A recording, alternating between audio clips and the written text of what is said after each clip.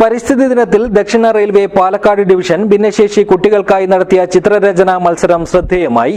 Anandashramam rotary special സ്കൂളിൽ നടത്തിയ മത്സരം Kanhangad railway station master PK. Prashanth ഉദ്ഘാടനം ചെയ്തു. This news sponsored by Bhuvaneshwari arts and science college, Kaniyanthol, Cheemeni. Mobile 9447730972. ഉപയോഗിച്ച പ്ലാസ്റ്റിക് മാലിന്യങ്ങൾ വലിച്ചെറിയുന്നത് മൂലമുണ്ടാകുന്ന മാരക വിപത്തിനെതിരെ ഭൗതിക വെല്ലുവിളികൾ നേരിടുന്ന കുട്ടികൾക്കായി നടത്തിയ ചിത്രരചന കളറിംഗ് മത്സരം ശ്രദ്ധേയമായി.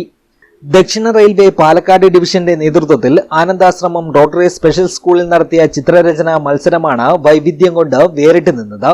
റോട്ടറി സ്പെഷ്യൽ സ്കൂളിലെ വിദ്യാർത്ഥികളാണ് മത്സരത്തിൽ പങ്കെടുത്തത്.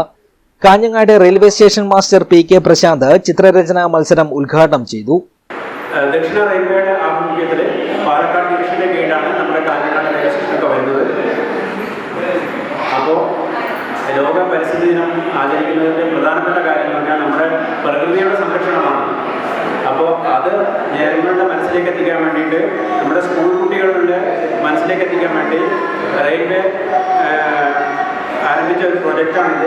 സ്കൂൾ കുട്ടികളുടെ ഇടയിൽ അവയർനെസ്സിന് വേണ്ടിയിട്ട് ഈ ചിത്രരചനയും ഒപ്പം തന്നെ ക്വിസ് മത്സരവും എസ്എ കോമ്പറ്റീഷനും മുതലായ കാര്യങ്ങൾ നമ്മൾ പ്ലാൻ ചെയ്തിട്ടുണ്ട്. അപ്പോൾ നമ്മൾ ഈ സ്കൂളിന് വേണ്ടി പ്ലാൻ ചെയ്തത് ചിത്രരചനയാണ്.